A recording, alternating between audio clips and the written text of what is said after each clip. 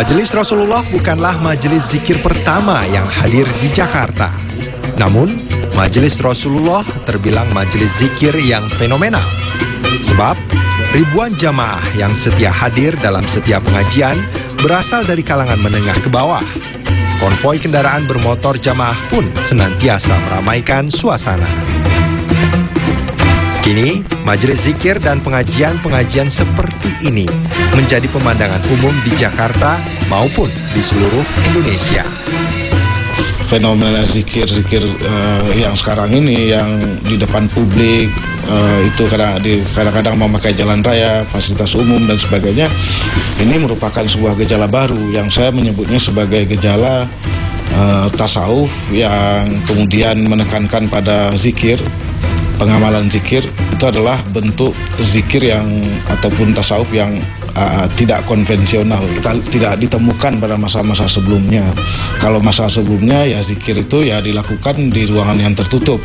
Nah, gejala yang sekarang ini bisa saya sebut sebagai bahagian dari atau satu bentuk dari komodifikasi tasawuf ya, yang kemudian sebagai tasawuf ataupun zikir menjadi sebuah komoditas, dan sebagai komoditas harus melibatkan proses marketisasi. Munculnya banyak majelis zikir di Jakarta tentu bukan suatu kebetulan. Tekanan hidup di zaman serba materi ini telah menimbulkan kejenuhan dan kekosongan hidup. Akhirnya, manusia mencoba mencari jati diri dan mencari kedamaian dalam kehidupan spiritual.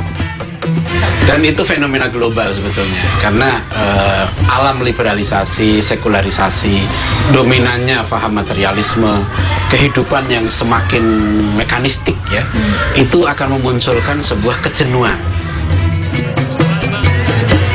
Kebutuhan akan ketenangan di tengah himpitan berbagai masalah hidup telah membuat warga dari berbagai pelosok Jakarta hadir ke pengajian-pengajian yang digelar Majelis Rasulullah. Nggak sedikit saudarinya di antara mereka itu yang memang datang ke majelis itu bukan untuk ngaji, mempelajari apa-apa. Mereka hanya dalam keadaan gundah. Mereka mendapat ketenangan di majelis, ya mereka ke majelis gitu. Jadi sudah sumpek dari pekerjaannya atau sumpek di rumah tangganya, sumpek di sekolahnya, mereka, saya kalau di majelis tenang. Keseksian isu agama dan mudahnya menggiring massa dalam jumlah besar sering dimanfaatkan menjadi alat politik.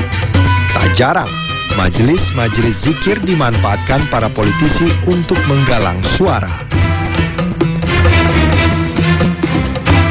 Yang memang itu sangat sering, ya, sangat sering cobaan seperti itu datang. Makanya oleh sebab itu saya tidak mau membuat organisasi. Kalau Majelis Rasulullah dibuat organisasi, dulu memang pernah dibuat organisasi periode tahun 2001-2002, kacau. Jadi kita punya kacaunya dimanfaatkan oleh calon lurah lah, calon bupati lah dan sebagainya. Jadi korwil setempat, ya, koordinator wilayahnya itu ya mungkin diiming-iming uang dan lain sebagainya, ya terbujuk, akhirnya masa kita dibawa ke sana. Secara historis juga dan konvensional memang kelompok-kelompok tasawuf dan kelompok-kelompok tarekat itu selalu cenderung dijadikan sebagai kendaraan politik ya, sejak dari dulu seperti itu ya. Dan saya kira kemudian majelis-majelis zikir ini kelihatannya juga memerlukan justifikasi dari pejabat-pejabat tinggi ini. Majelis zikir pun kadang hanya menjadi ajang katarsis.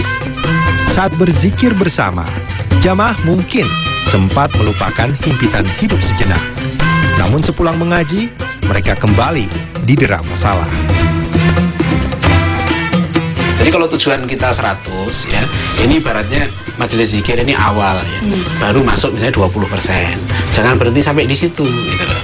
Teruskan sampai menjadi baik. Kalau dia seorang presiden, dia memberikan contoh yang baik, ya, sholatnya baik, ibadahnya baik, dia juga harus semakin tegas, ya, jangan lamban mengambil keputusan. Itu juga buah dari zikir gitu ya. Jadi harus semakin cepat juga gitu. Jadi jangan lamban mengambil keputusan. Oh iya, nggak boleh, karena kalau lamban rakyat yang sengsara. Meskipun demikian, di tengah gonjang-ganjing kehidupan dunia modern, keberadaan majelis-majelis zikir seperti majelis Rasulullah tetap dibutuhkan. Bak oase di tengah gurun pasir, keberadaannya menjadi penyejuk umat.